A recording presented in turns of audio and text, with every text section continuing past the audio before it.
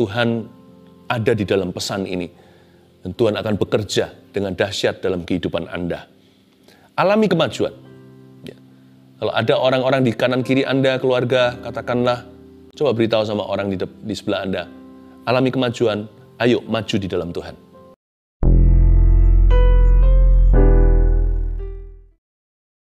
Terima kasih Bapa, sampaikan firman. Penglihatan harus dijelaskan. Karena Tuhan mengajari kami untuk bertumbuh juga dalam kebenaran dan mencerna apa yang Kau maksudkan secara akal budi di dalam diri kami. Berikan kepada kami roh dan hati seperti Maria yang dengar-dengaran dengan suara Allahnya. Terima kasih Tuhan, sembunyikan hamba di balik salib. Dalam nama Yesus. Haleluya. Amin. What a beautiful experience. Suatu pengalaman indah. Apa yang saya lihat itu untuk Anda, bukan untuk saya saja. Saya tahu sesuatu terjadi di hidupmu mulai hari ini, ketika Tuhan memberikan kepada kita penglihatan dan image yang begitu indah. Saya yakin Anda menerima dengan iman. Sekarang waktunya kita untuk mendengar firman Tuhan, ambil Alkitab, buka catatan. Mengingatkan juga Anda yang belum subscribe di YouTube ini, supaya terus ternotifikasi setiap pesan-pesan Roh Kudus bagi kita. Jangan ketinggalan ya, hal-hal seperti ini adalah investasi sorga, harta tersembunyi. Jangan kejar harta duniawi, kejar Tuhan dulu. Sambil kita buka di Yesaya 47, judulnya adalah Alami Kemajuan. Tuhan itu baik. Tuhan itu akan bekerja sesuai dengan iman kita. Dan saya bersyukur untuk penglihatan itu. Seperti ada sebuah keberanian, ada sebuah peneguhan bahwa Tuhan memang ada di sini untuk Anda dan saya. Dan Tuhan ada di dalam pesan ini. Dan Tuhan akan bekerja dengan dahsyat dalam kehidupan Anda. Alami kemajuan. Ya. Kalau ada orang-orang di kanan kiri Anda, keluarga, katakanlah, coba beritahu sama orang di sebelah Anda. Alami kemajuan, ayo maju di dalam Tuhan. Coba ngomong begitu. Ya, Yesaya 47 ayat 1-5 saya baca dulu. Sungai yang keluar dari bait suci ini penglihatan Yeskiel, seorang nabi di perjanjian lama, akan bait Allah. Mereka itu, padahal bait Allah, bait suci sudah runtuh. Ini adalah nubuatan bahwa bait suci akan dibangun kembali. Yeskiel berada di pembuangan di Babilonia. Nah, waktu dia melihat bait suci ini, ada suatu perkara ilahi terjadi dalam penglihatannya. Dia melihat air keluar. Kita baca dulu ayat 1-5. Kemudian ia membawa aku kembali ke pintu bait suci. Dan sungguh ada air keluar dari bawah ambang pintu bait suci itu dan mengalir menuju ke timur. Sebab bait suci juga menghadap ke timur. Dan air itu mengalir dari bawah bagian samping kanan dari bait suci itu sebelah selatan mezbah. Lalu diiringinya aku keluar melalui pintu gerbang utara, dan dibawanya aku berkeliling dari luar menuju pintu gerbang luar yang menghadap ke timur. Sungguh air itu membual dari sebelah selatan. Sedang orang itu pergi ke arah timur dan memegang tali pengukur di tangannya. Ia mengukur 1000 hasta dan menyuruh aku masuk ke dalam air itu, maka dalamnya sampai di pergelangan kaki. Jadi Yeskiel mengalami penglihatannya sendiri. Dia tenggelam dalam air yang dia lihat secara supranatural. Ia mengukur 1000 hasta lagi dan menyuruh aku masuk sekali lagi dalam air itu, sekarang sudah sampai di lutut. Kemudian ia mengukur 1000 hasta lagi dan menyuruh aku ketiga kalinya masuk ke dalam air itu, sekarang sudah sampai di pinggang. Sekali lagi ia mengukur 1000 hasta lagi, sekarang air itu sudah menjadi sungai, di mana aku tidak dapat berjalan lagi, sebab air itu sudah meninggi sehingga orang dapat berenang, suatu sungai yang tidak dapat diseberangi lagi. Inilah sungai Roh Kudus di bait suci. Alami kemajuan, jangan kemunduran, karena Roh Kudus itu roh kemajuan, bukan roh kemunduran. Rancangan Tuhan dalam hidupmu selalu progres, bukan regres. Ya, selalu increase, bukan decrease. Yang harus decrease, yang harus berkurang hanyalah sifat dosa kita, atau keangkuhan, atau kesombongan. Tuhan akan kikis daging kita. Tapi segala sesuatu yang baik dan indah, apalagi yang sempurna, Tuhan mau tambahkan di hidup ini. Tuhan itu baik. Ayat pertama. Kemudian ia membawa aku kembali ke pintu bait suci, dan sungguh ada air keluar dari bawah ambang pintu bait suci itu. Sekali lagi, Ayat 1, kemudian ia membawa aku kembali ke pintu bait suci. Ia membawa aku. Kalau kita betul-betul mau mengalami yang namanya maju dalam Tuhan dan dalam rencana-rencananya, dalam rancangan-rancangan ilahi, dalam perkara-perkara Tuhan dalam hidup kita, biarkan Roh Kudus yang memimpinmu, jangan terbalik. Anda yang memimpin Roh Allah, siapa bisa jadi penasihatnya? Kita nggak boleh sok pintar dengan Tuhan. Ya, kita nggak boleh mengandalkan hikmat kita sebagai manusia. Karena itu selalu apapun juga, pertama-tama cari Kristus dulu. Orang pintar, orang yang merasa dirinya bodoh, setiap kita itu tidak tahu apa-apa. Kemudian ia membawa aku kembali ke pintu bait suci. Siapa pimpin siapa? Kalau manusia pimpin manusia, itu orang buta pimpin orang buta. Dua-dua jatuh ke dalam selokan. Sepintar-pintar Anda, ingatlah Anda dan saya tidak tahu masa depan. Sepandai-pandai kita, ketahuilah bahwa hikmat manusia itu hanya besarnya seperti telapak tangan ini, size otak kita. Kita tidak tahu segala sesuatu. Kita boleh belajar, kita boleh timba ilmu pengetahuan. Tapi ingat kalau soal kehidupan, Allah yang paling mengerti. Ayat ini menunjukkan siapa Tuhan, siapa Nabi. Ayat ini menunjukkan siapa bapak, siapa anak, siapa majikan, siapa hamba. Ayat ini membuktikan Yehezkiel sama seperti kita berada di posisi seperti apa. Kalau kita ingin melihat air keluar dari bait suci untuk hidup kita. Kalau kita ingin mengalami yang namanya tuntunan, maka harus jelas posisinya. Kemudian ia membawa aku. Biarkan Roh Kudus yang memimpin hidup kita. Minta sama Roh Allah, peganglah tanganku Roh Kudus setiap hari. Aku tidak berani jalan sendiri. Padahal yang ngomong begini punya gelar PhD. Aku tidak berani jalan sendiri, padahal profesor, dokter, orang pintar. Orang pintar itu bukan maksudnya dukun, tapi orang yang pandai maksudnya. Dan juga mungkin orang yang koneksinya banyak. Pokoknya selama sana masih bisa mati, harus rendah hati. Selama saya masih bisa meninggal dunia, harus mawas diri. Mintalah kepada Roh Kudus untuk memimpin hidupmu. Roh Kudus itu bukan force atau kekuatan, kuasa, urapan, gereng, setrum. Dia bukan tenaga. Roh Kudus itu pribadi Allah, Tritunggal. Yang ketiga, Allah Roh Kudus namanya. You can talk to Him, speak with Him. Kemudian ia membawa aku kembali ke pintu bait suci. Seperti Yehezkiel, pimpinlah saya. Tuhan, peganglah tanganku. Minta pimpinan Roh Kudus. Roma 8 berkata, barang siapa adalah anak Allah, hidupnya dipimpin oleh Roh Allah. Siapa yang dipimpin oleh Roh Kudus adalah milik Kristus. Ya, percayalah kepada Tuhan dan jangan bersandar pada pengertianmu sendiri. Biarkan Dia berfirman tiap hari. Nah, hanya Dia membawa aku, tapi Yehezkiel berkata, ia membawa aku kembali ke pintu bait suci. Katakan itu, kembali ke pintu bait suci. Yohanes 10, akulah pintu, kata Yesus. Kalau kita ingin mengalami rancangan Tuhan, rencana Allah atas kehidupan kita, maka ingatlah, you and I must go back to Jesus. Hidupmu tidak boleh berpusat pada perkara-perkara dunia. Pekerjaan kita itu sudah perkara-perkara dunia, urusan sehari-hari, tapi pusatnya jangan duniawi, pusatnya tetap harus surgawi. Fakta di lapangan, secara praktis hidup ini berada di bumi. Kaki kita menginjak di sini. Tapi hati kita nggak boleh ada di sini, harus ada di sana. Biarkan hidupmu berpusat pada Kristus. Go back to Jesus. Ia membawa aku kembali ke pintu bait suci itu. Go back to the Bible. Kembali ke Alkitab. Buat satu movement, gerakan dalam kehidupanmu. Going back to the Bible. Going back to the scriptures. Kembali kepada ayat, kembali kepada firman. Jangan kita merasa kita sudah menggurui Alkitab, kita merasa kita lebih pintar, kita lebih pandai, kita tahu segala sesuatu. Kita baca firman dari Kejadian sampai Wahyu aja, saya baca lagi aja masih dapat banyak, bukan banyak, selalu dapat sesuatu yang baru. Saya nggak pernah wisuda dari buku ini, buku textbook yang lainnya, waktu saya dapat gelar sarjana, saya udah nggak baca. Tapi ini, selama nafas saya masih ada dalam raga, saya butuh buku ini. Ini adalah pintu hidupku, pelita bagi kakiku, terang bagi jalanku. Go back to Jesus. Go back to the Bible.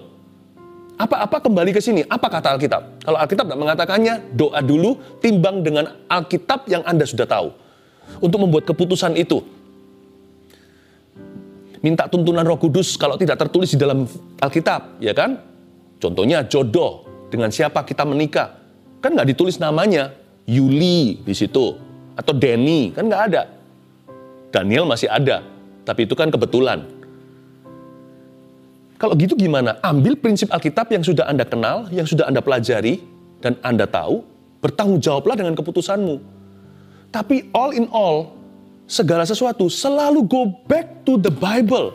What does the Bible say? Kalau kita mau maju loh ya, kalau kita maju dalam iman, dalam rencana Tuhan dan perkara-perkara Tuhan, supaya rancangan Tuhan terjadi dan digenapi atas kehidupan kita, dan panggilan kita itu sungguh-sungguh terjadi, nggak bisa nggak. You have to go back to the door. This is the door. Kembali lagi ke Alkitab. Go back to the Bible. Kadang-kadang untuk kita bisa kembali ke pintu bait suci, beberapa orang perlu mengalami pertobatan lagi. Repentance is the way to come back, to go back. Cara untuk kembali itu bertobat. Ada orang sudah meninggalkan Tuhan Yesus. Kalau Anda mau maju dalam imanmu, kalau Anda mau mengalami rancangan Allah, Anda perlu mengaku dosa di hadapan Tuhan dan berkata, I'm sorry for what I did. Bertobatlah, akuilah dosamu. Tuhan akan mengampunimu. Ya, kita perlu jalan maju itu kadang-kadang bukan jalan ke depan. Kadang-kadang ada orang yang mendahului Tuhan. Jalannya tersesat. Sekalipun ke depan tapi jalan yang salah. Dia maju aja sikat. Nggak peduli Tuhan bilang apa. Tuhan nggak peduli Alkitab kata apa. Dia nggak peduli Roh Kudus berkenan atau berduka. Dia nggak cari tuntunan. Sudah bukan lagi peganglah tanganku Roh Kudus. Roh Kudus, kau kutinggalkan. Sekarang pokoknya yang penting apa yang gua mau, apa yang saya inginkan. Yang penting kedagingan. Aku hidup oleh daging bukan oleh roh lagi. Kepada orang-orang yang demikian, jalan maju hanyalah jalan kembali.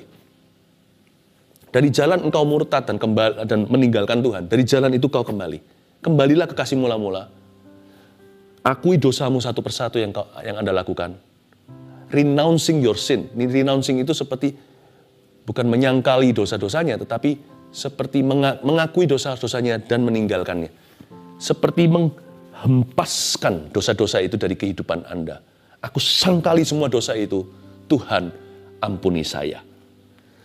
Jalan maju hanya satu bagi orang yang sudah meninggalkan Tuhan, yaitu jalan kembali ke bait suci. Ingat awal mula Anda melayani sebelum Anda mundur luar biasa. Ingat dulu Anda suka berdoa sebelum sekarang suka menghujat Tuhan. Ingat zaman-zaman ketika Anda berapi-api ketika memuji, sekarang ke gereja aja nggak mau. Ya kan? Meskipun sekarang zaman-zaman seperti ini, orang belum mulai bergereja. Jangankan ke gereja, saat teduh aja Anda tidak butuh. Jalan maju itu jalan kembali. Go back in repentance. Go back with tears. Kembalilah dengan air mata kalau perlu. Datang ke kaki Tuhan. Dengan hati yang hancur, jiwa yang patah remuk, tidak akan dipandang hina oleh Tuhan. Kemudian ia membawa aku kembali ke pintu bait suci. Dan sungguh ada air keluar dari bawah ambang pintu bait suci itu dan mengalir menuju ke timur. Garis bawahi kata ada air keluar dari bawah ambang pintu. Ada air keluar dari bawah ambang pintu. Kadang-kadang jalan untuk maju adalah kembali dari bawah. Jadi nggak apa-apa. Sometimes Tuhan izinkan yang namanya setback dalam kehidupan kita. It's alright. Jadi jangan kita itu komplain atau mengeluh kalau kita harus mulai kecil lagi atau mulai baru. Maybe we have to start small again. We have to begin anew. Kita harus start simple. Asal kita start right. Asal kita memulai dengan benar. Beberapa di antara kita mengalami goncangan hari-hari ini. Ya. Dan kita mengeluh, aduh kita sudah, seolah-olah kita sudah Apa itu? Mainan apa itu ya? Kita sudah susun semua naik ke atas gitu. Tiba-tiba ada anak kecil jalan lewat, nggak sengaja senggol adik kecil kita, rubuh semuanya. Mulai lagi dari bawah, itu kesel sekali hati. Bukan mainan. Yang lebih menjengkelkan adalah kehidupan. Sudah bekerja keras selama 10-15 tahun, mulai lagi dari bawah. Segala sesuatu ditata, hilang semua. Jangan remehkan berkat di dalam takaran milimeter atau waktu masih sederhana. Jangan maunya hanya kilometer saja. Yang mili-mili itu, belajar bersyukur dulu. Ada air keluar dari bawah, tidak mengesankan dan tidak mengagumkan. Yehezkiel melihat apa sih itu? Bocoran cerita, kita sudah baca sampai ayat 5. Ujungnya sungai yang tidak bisa diseberangi. Tenggelam berenang kiri kanan, ada banyak pohon dan buah-buahnya menyembuhkan.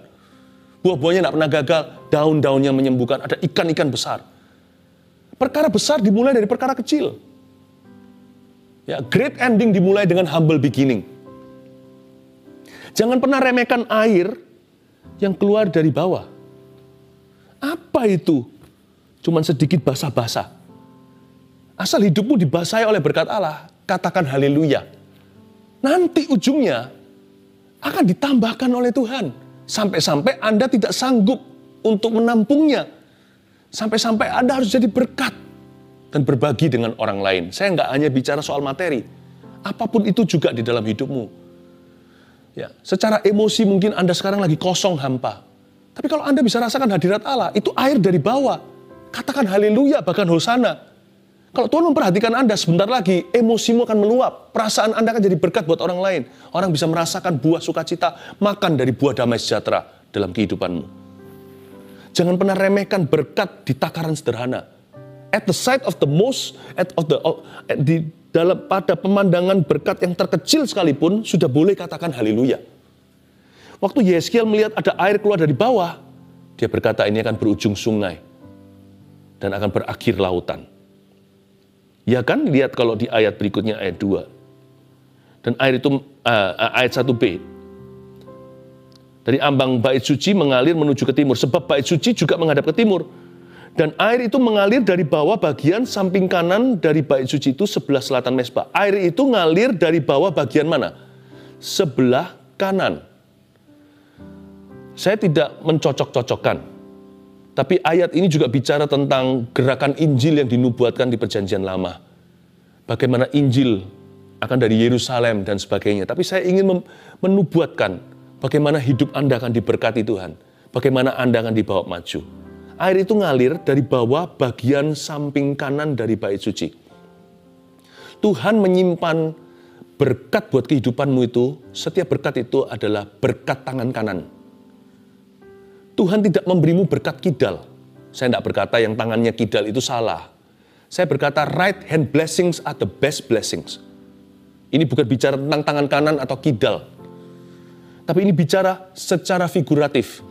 Bahwa Allah menyediakan favor-favor bagi Anda itu yang terbaik dari sorga. Jadi janganlah hatimu gelisah. Air itu mengalir dari bawah, tapi dari bagian sebelah kanan. Tuhan RSVP reservasi, His right hand blessings. Baca coba di Alkitab, di Mazmur juga, Yesaya di mana-mana. Dia memegangmu dengan tangan kanan yang membawa kemenangan. Berkat tangan kanan Tuhan. Tuhan memberimu yang terbaik. Jadi saya ingin Anda untuk tenang dulu di saat teduh ini, bahwa Allah menyediakan perkara-perkara indah dalam kehidupanmu. Jangan nilai dengan yang terjadi sekarang atau hari ini. Tuhan punya rencana indah. Yang penting kita maju dulu dalam Tuhan. Jangan tunggu wait and see. Jangan tunggu air itu jadi sungai dulu baru kita berenang. Seperti Yehezkiel, air itu baru keluar dari bawah, masih basah-basah. Jempolnya pun ibu kakinya nggak bisa, ibu jarinya tidak bisa tenggelam di dalam air itu. Mana bisa jadi sungai. Tapi dia sudah jalan sehasta. Yang penting melangkah dengan iman. Maju dulu dalam Tuhan. Jangan tunggu diberkati, jangan tunggu keluar hutang. Jangan tunggu sembuh baru maju. Aku maju apapun kondisiku. Roh Kudus bawa aku maju. Ayat 2, lalu diiringnya aku keluar melalui pintu gerbang utara. Dan dibawanya aku berkeliling dari luar menuju pintu gerbang luar. garis bawahi, di bawahnya aku berkeliling. Kadang-kadang jalan maju itu berkeliling atau berputar-putar. Tuhan mau bangsa Israel menembus Yeriko. Kok diajak berputar-putar? Bukan 7 kali, 7 hari. Setiap kali, mereka harus berputar-putar. Selama 13 kali totalnya tentunya. 6 hari berturut-turut. Nah, dia disuruh berputar-putar terus setiap kali berputar sekali, 1 hari, putar lagi, sampai 1 mingguan. Kenapa diajak untuk berputar-putar? Kadang-kadang memang Tuhan menguji iman kita.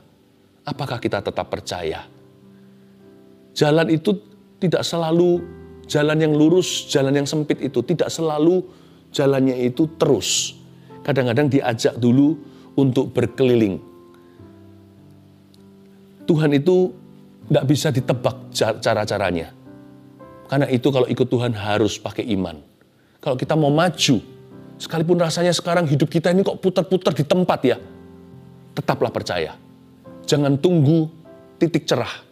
Maju dulu dalam percaya. Maju dulu dalam bersyukur. Maju dulu dalam doa. Maju dulu dalam pelayanan. Maju dulu dalam mengasihi. Maju dulu dalam mengampuni.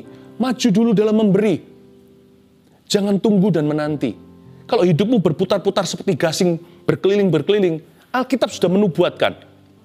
Dibawanya aku berkeliling oleh orang yang membawa aku ke pintu bait suci itu. Tapi ujungnya air itu akan membual dari sebelah selatan. Tuhan itu nggak pernah berutang sama siapa-siapa. Kalau kita mau taat sama Dia, Tuhan yang akan limpahkan rahmat-Nya. Ayat yang ketiga, sedang orang itu pergi ke arah timur dan memegang tali pengukur di tangannya. Ia mengukur 1000 hasta dan menyuruh aku masuk ke dalam air itu. Maka dalamnya sampai di pergelangan kaki. Berkat Tuhan baru dangkal sekali, jangan cepat kecewa. Jalan maju itu kadang-kadang ada proses yang mengikuti. Lalu di ayat 4 dikatakan, ia mengukur 1000 hasta lagi. Si Yeskiel jalan 1000 hasta, baru pergelangan kaki. Lalu dia jalan lagi 1000 hasta, diulang-ulang berkali-kali. Lalu ada kata 1000 hasta lagi. Lalu ada kata sekali lagi dia berjalan 1000 hasta lagi. Ada kata lagi. Ingat ini, kalau kita mau mengalami progres dalam rencana Allah, kemajuan, kalau kita mau mengalami increase atau peningkatan atau penambahan dalam segala perkara, maka iman harus tekun. Ada beberapa berkat Tuhan, tidak instan dalam kehidupan ini, tapi progresif. Karena itu jangan pernah kita itu takut rajin. Takut bangkit lagi, mencoba lagi. Jangan takut untuk mengetuk pintu. Jangan maunya hanya minta saja. Atau mencari, barang siapa meminta, mendapat, yang mencari, menemukan. Jangan mau minta doang. Kita harus rela mengetuk. Kan ada 3 macam, minta, mencari. Ketuk itu berkali-kali, masa ada orang mengetuk, tok langsung dibuka. Kan orang di dalamnya juga perlu waktu untuk membuka pintu. Jangan takut untuk mencoba lagi, jangan takut untuk mengetuk. Jangan takut untuk tekun, jangan takut untuk tabah. Kalau kita mau meningkat dalam segala perkara, termasuk ilmu, kemampuan, keterampilan, harus repetisi, harus diulang berkali-kali. Konsistensi selalu adalah tambah-tambahan. Kita mesti konsisten. Orang sih maunya sekali kerja langsung kaya. Sekali pelayanan langsung jutaan jiwa. Mesti konsisten. Repetitif. Terus-menerus. 1000 hasta lagi. Lagi. Udah renang sekali. Lagi.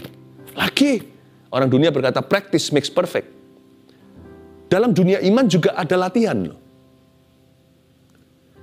Karena itu jangan mudah kecewa. Hatimu harus dari besi. Kalau beriman sama Tuhan itu harus bulat. Iman tidak harus besar. Tapi shape atau bentuknya harus bulat. Bulat segini, lebih besar imanmu, lebih besar tanggung jawabmu. Tapi jangan beralasan imanmu kecil, lalu separuh hati. Iman itu harus bulat hati. Iman itu harus tekad besi. Lagi, sekali lagi, 1000 hasta lagi. Yeskiel nggak berkata begini, kenapa sih Tuhan suruh jalan lagi? Udahlah sampai pergelangan kaki, jalan lama-lama, capek-capek, letih, sampai letih semua badan saya. Ini besok mungkin saya nggak bisa bangun tidur ini. Mungkin berat. Mungkin otot saya kram semuanya. Jalan 1000 hasta. Hanya pergelangan kaki. Jalan lagi. Nggak ketemu harta karun. Baru sampai ke lutut. 1000 hasta. Lagi. Konsistensi. Repetisi. Ulang lagi dan lagi. Jangan takut mencoba. Pasti akan increase. Apapun itu juga. Kalau kita tekun pukul di satu titik itu. Saat teduh kita juga seperti ini. Tanpa terasa sudah puluhan kali. Hanya ingin memberkati 1-2 orang. Kita terus tekun di sini.